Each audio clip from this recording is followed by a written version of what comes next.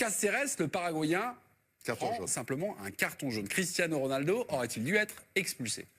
Moi, je te mets ma main coupée que n'importe quel autre joueur portugais ou alors un Iranien ou truc, il prend rouge là-dessus. Paul Le Guen. Avec tous les ralentis qu'il y a eu, la question c'est aurait-il dû être expulsé? Pour moi, oui. Oui. Et ça m'aurait embêté de ne pas le voir en huitième. C'est sûr. Vraiment, mais là, ça se justifie. Il faut être... oui.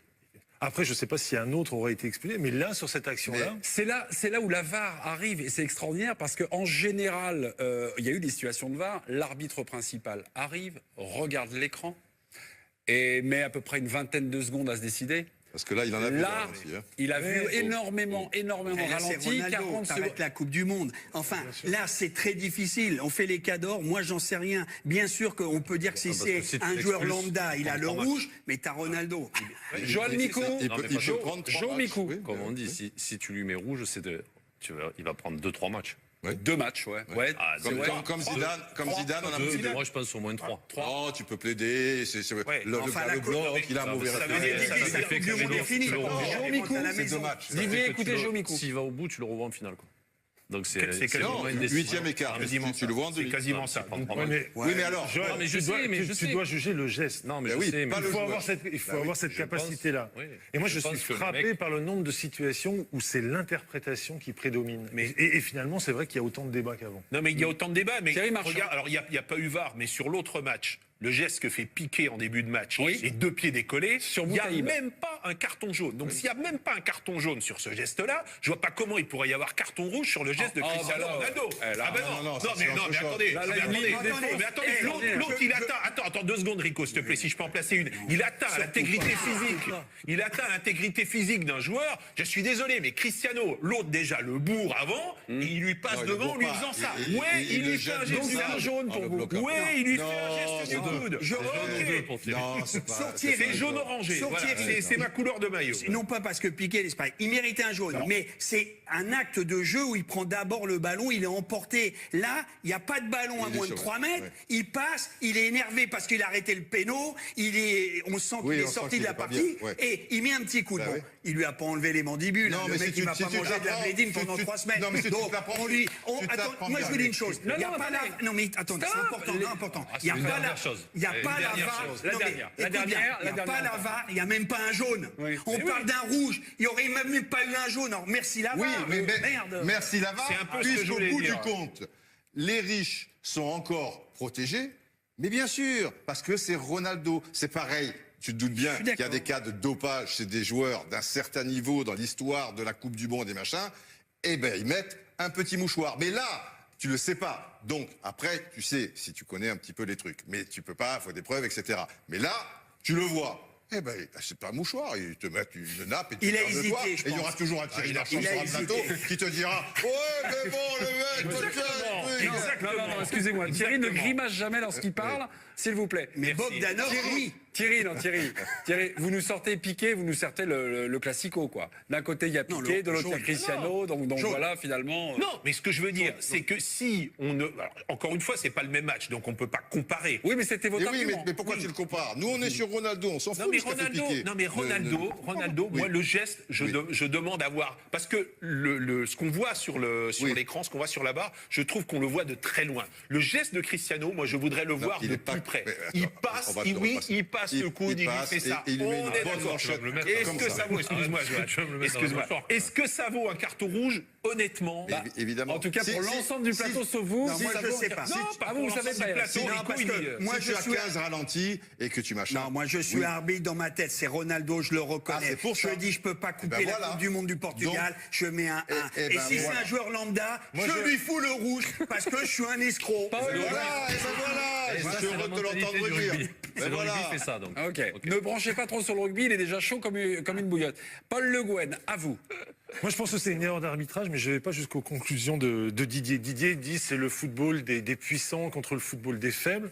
Ça peut être aussi une erreur d'arbitrage qui concerne un puissant et qui aurait pu concerner un faible.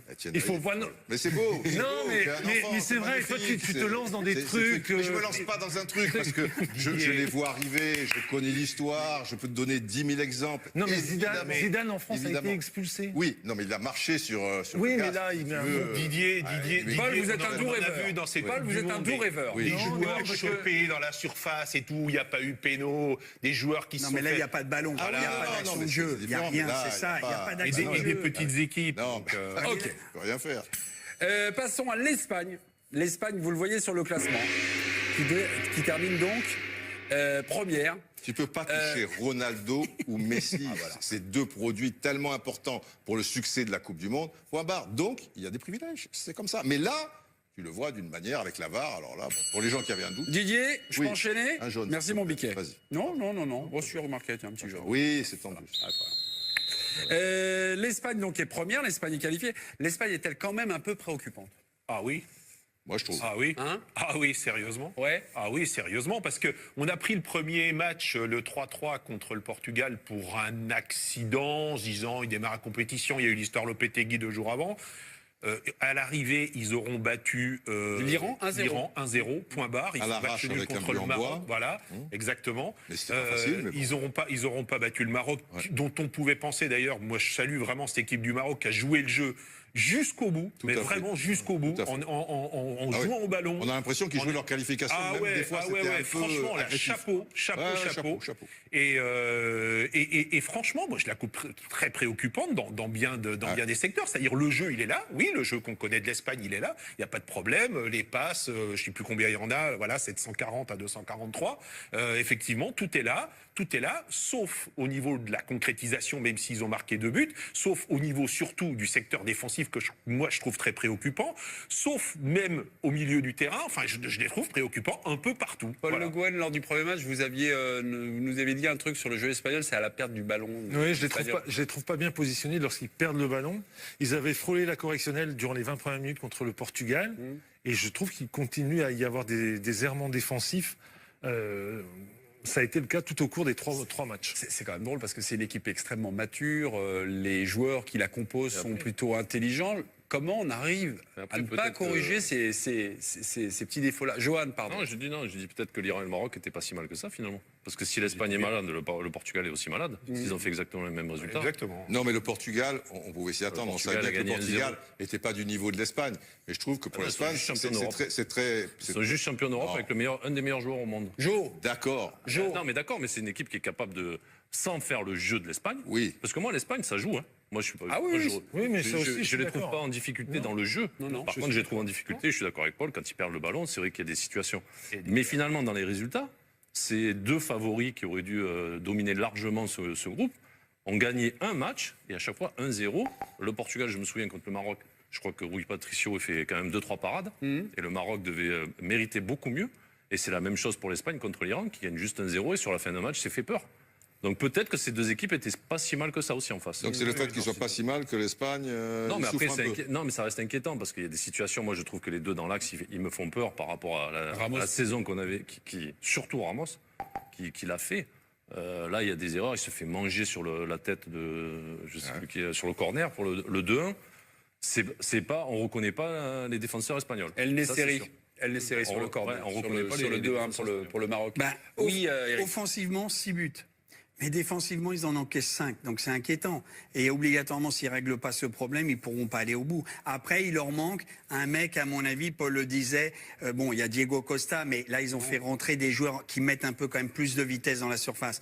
Mais c'est pas un défaut. Moi, je suis tellement habitué, mais je comprends que des gens peuvent critiquer. Tu as l'impression qu'ils veulent toujours rentrer avec le ballon dans le but. Un peu, ouais. Donc, ils ont frappé. Mais quand ils ont frappé, tu as vu Ramos qu'on le reproche. Non, mais moi, c'est pas ça qu'on le reproche. De ne pas cadrer des tirs et il ne tire pas 18 tirs, 6 cadrés. Non, mais c'est pas ça qu'on reproche. T'imagines? Ah, bah si, de temps en temps, on dit à toi, moi, c'est tiki-taka, il y en a marre. Tu prends Carvaral. Non, mais c'est pas sur ça. Tu prends Carvaral, c'est quand même une de ses qualités, c'est d'envoyer des tampons, d'être dans la grinta, d'amener ça. Moi, je le vois pas depuis le début du mondial. Ramos, pareil. Piqué, à part son tacle scandaleux qu'il a fait tout à l'heure, sinon on le voit se faire Piqué, dominer. tu as vu son contrôle faire de des la main, qui n'est pas sifflé et qui pouvait donner un coup franc. Ça montre que les mecs, ils sont pas bien. 50e Jordi Alba aussi, c'est quand même un mec qui y va. Moi, je trouve que les 4 derrière, on les Mais reconnaît pas. peut-être que les 4 derrière, si tu ne les reconnais pas, c'est peut-être aussi un ensemble. Moi, Iniesta, j'adore Iniesta, mais j'ai l'impression que Iniesta, c'est comme Xavi lors du dernier Euro, quand il a été un peu protégé, ou Deschamps quand il a été protégé lors du dernier Euro. J'ai l'impression qu'il ne tient pas 90 minutes. Mais ce soir, c'est moins vrai que sur les 2 premiers matchs. Les 2 premiers matchs, il avait été en difficilité. Ce soir, je l'ai trouvé la deuxième mi-temps. Je l'ai trouvé mieux et je crois qu'il le fait finir le match pour ça. Mais en deuxième mi-temps, je les ai pas trouvés. Ouais, mais franchement, je serais beaucoup plus indulgent avec Iniesta, qui a vraiment été bon ce soir, qu'avec la défense. Mais je trouve qu'en même temps, Piqué Ramos, alors déjà, c'est quand même une charnière centrale qui est quand même. Je ne trouve pas qu'ils ont été transpercés. Moi, je pense que c'est plus une attitude défensive. Elle est facile. Oui, et puis ils sont très très larges quand ils attaquent, ça c'est classique, mais ils n'ont pas ce mouvement de retour rapide qu'ils avaient à un moment donné. Mais comme ils ont 30 et quelques années.